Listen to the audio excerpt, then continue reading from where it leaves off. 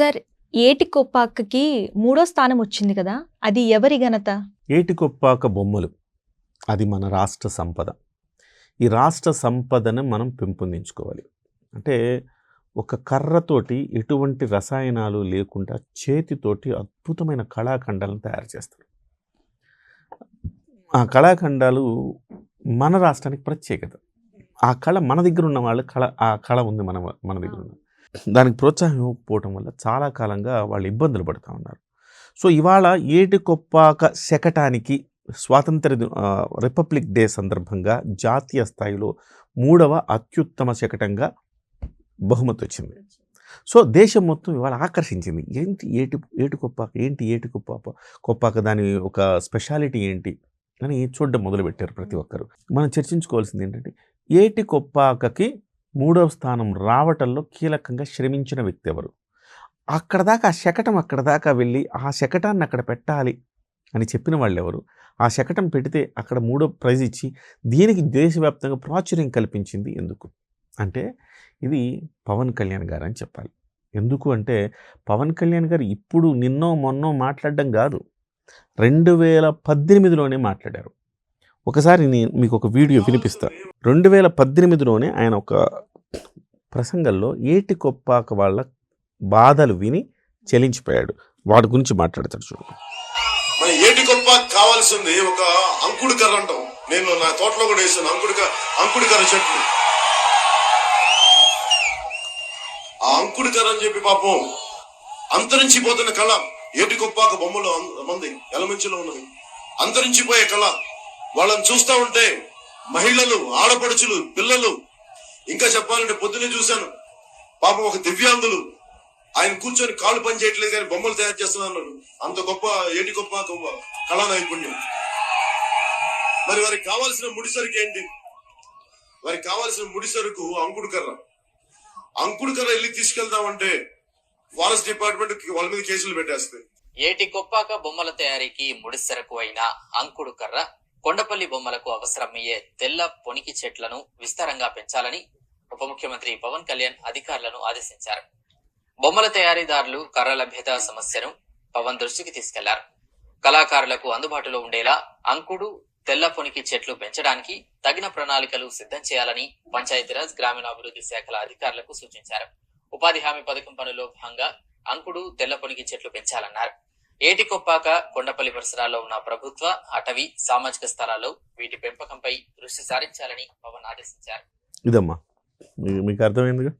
2018లో ఈ అంశాన్ని గుర్తించిన పవన్ కళ్యాణ్ గారు ఉప ముఖ్యమంత్రి కాగానే అంకుడు కర్ర సమస్య, అటవీ శాఖ మంత్రి ఆయనే, విస్తారంగా పెంచండి, అంకుడు కర్ర వాళ్ళకి ఇవ్వండి, మీకు పెంచడానికి కావలసిన ఇది కూడా ఉపాధి హామీ పనుల కింద పెంచుతారు, ఆ కర్ర వాళ్ళకి ఇస్తారు. వాళ్ళకి విరివిగా కర్ర దొరకడం వల్ల వాళ్ళు బొమ్మలు ఎక్కువ తయారు చేశారు, బాగానే ఉంది. మరి మార్కెటింగ్, ఇంత గొప్ప కళాకృతుల్ని మార్కెటింగ్ చేయాలి కదా. తానే రంగంలో దిగాడు, స్వయంగా దిగి ఈ ఏటికొప్పాక, కొండపల్లి బొమ్మలతో పాటుగా రకరకాల కళలు, చేతి వృత్తుల కళలు ఉంటాయి, వాటన్నిటిని చిత్రపటాలు, వాటన్నింటినీ ఆయన ఉప ముఖ్యమంత్రి అయిన తర్వాత అవన్నిటిని తీసుకెళ్ళి అవి బహుమతులు ఇవ్వటం మొదలుపెట్టాడు. రాష్ట్రపతి దగ్గరికి వెళ్తే ఏటికొప్పాక బొమ్మ, ప్రధానమంత్రి దగ్గరికి వెళ్తే కొండపల్లి బొమ్మ, ఇంకో చోటుకి వెళ్తే ఇంకొక చిత్రపటము, చిత్రలేఖనము. సో ఇలాగ ఇవ్వటం మొదలుపెట్టిన తర్వాత ఏమిటి ఇవంటే ఫేమస్ అయింది. సో ప్రత్యేకంగా మాట్లాడి ఈ శకటం పెడదామని చంద్రబాబు గారికి అడిగితే చంద్రబాబు గారు డెఫినెట్గా, అంటే చంద్రబాబు గారి సహకారంతో, ఆయన ఆమోదంతో, ఆదేశంతో ఆ శకటాన్ని తయారు చేసి పంపిస్తే ఇవాళ నరేంద్ర మోదీ గారు కూడా మెచ్చుకుని బొమ్మలు చాలా బాగున్నాయి కదని దానికి 3వ ప్రైజ్ వచ్చేలా చేశారు. ఇవాళ దేశవ్యాప్తంగా ఏటికొప్పాక బొమ్మల్ని ప్రసిద్ధి చెందాయి. ఆంధ్రప్రదేశ్కి వస్తే ఏటికొప్పాక బొమ్మలు ఎక్కడ దొరుకుతాయి అంటారు. ఇవాళ మనం ఎక్కడికి వెళ్ళినా ఏటికొప్పాక అనగానే ఆ రోజు పవన్ కళ్యాణ్ గారు చెప్పారు 3వ ప్లేస్ వచ్చింది కదా, ఒకటి కొనుక్కుందాం అనుకుంటారు. అంటే తన భుజస్కంధాల మీద వేసుకొని ఏటికొప్పాకకి వాళ్ళ ముడిసరుకు సమస్య తీర్చాడు, అలాగే ఉపాధి హామీ పనులు అప్పగించాడు, దానికి మార్కెటింగు చేశాడు. ఇదొక్కటే కాదమ్మా, అరకు కాఫీకి బ్రాండ్ అంబాసిడర్ అయ్యాడు. ఒకప్పుడు మనం గమనిస్తే పెప్సీ యాడ్ చేశాడు ఆయన. చిరంజీవి గారు థమ్స్అప్ యాడ్ చేస్తే ఆయన తమ్ముడైన పెప్సీ యాడ్ చేశాడు. ఎందుకో మనసు చెలించింది. పెస్టిసైడ్స్ ఉంటాయి అంటున్నారు, కూల్ డ్రింక్స్ మంచిది కాదంటున్నారు ఆరోగ్యానికి. అలాంటప్పుడు మనం ఇది చేయడం కరెక్టేనా? కోట్ల రూపాయలు వస్తాయి. ఆయన ఒక్కసారి బ్రాండ్స్ నేను చేస్తానని ఓపెన్ చేశాడా? కొన్ని కోట్ల రూపాయలు, సినిమాలు చేస్తే కూడా రావంత, అన్ని కోట్ల రూపాయలు. 30 సెకండ్లు యాడ్ చేస్తే 30 కోట్లు వస్తుంది. కానీ వదులుకున్నాడు. వదులుకొని కొన్ని వందల కోట్ల రూపాయల వ్యాపార ప్రకటనలను వదులుకున్నాడు. ఆ రోజు నుంచి ఇవాళ వరకు అదే నిబద్ధతతోటి, అదే విలువలు పాటిస్తూ ఇవాళ ఆయన ఈ అరకు కాఫీ కోసం, ఏటికొప్పాక బొమ్మల కోసం మార్కెటింగ్ చేస్తున్నాడంటే మనం ఆయన ఎలాంటి వ్యక్తి మనం అర్థం చేసుకోవాలి. ఆయన నేచర్ ఎలాంటిది ఏంటి? వాళ్ళ credit goes to Pawan Kalyan garu. ఆయన ఉన్నాడు కాబట్టే, ఆయన నేతృత్వంలోని వీటన్నిటికి కూడా ఇవాళ ప్రాచుర్యం వస్తుంది అని చెప్పాలి. నిజంగా మనం అరకు కాఫీకి ఒక బ్రాండ్ అంబాసిడర్ని తీసుకున్నాం అనుకోండి, 25 కోట్లు 30 కోట్లు అడుగుతారు. అమితాబ్ బచ్చన్ గారు అనేక వ్యాపార ప్రకటనలు చేస్తారు. ఆయనకు డబ్బులు ఇవ్వాల్సిందే కదా మనం. అవును. సో ఎవరు చేసినా డబ్బులు ఇవ్వాల్సిందే. డబ్బులు తీసుకోవటాన్ని మనం తప్పు పట్టకూడదు. అది వ్యాపారం. వాళ్ళ కళ, వాళ్ళకున్న సెలబ్రిటీ స్టేటస్, వాళ్ళు డబ్బులు తీసుకుంటున్నారు, మనం కాదనకూడదు. కానీ తీసుకోకుండా ఎవరైతే ప్రజలకు ఉపయోగపడే పనుల కోసం డబ్బులు తీసుకోకుండా చేస్తున్నారు, అలాంటి వాళ్ళని మాత్రం వాళ్ళు మెచ్చుకుని తీరాలి, వాళ్ళకి ఆ క్రెడిట్ ఇవ్వాలి. సో ఏటికొప్పాక బొమ్మల క్రెడిట్ ఖచ్చితంగా పవన్ కళ్యాణ్ గారికి వెళ్తుంది. కొండపల్లి బొమ్మలు కావచ్చు, ఏటికొప్పాక బొమ్మలు కావచ్చు, ఇతర చిత్రలేఖనాలు కావచ్చు.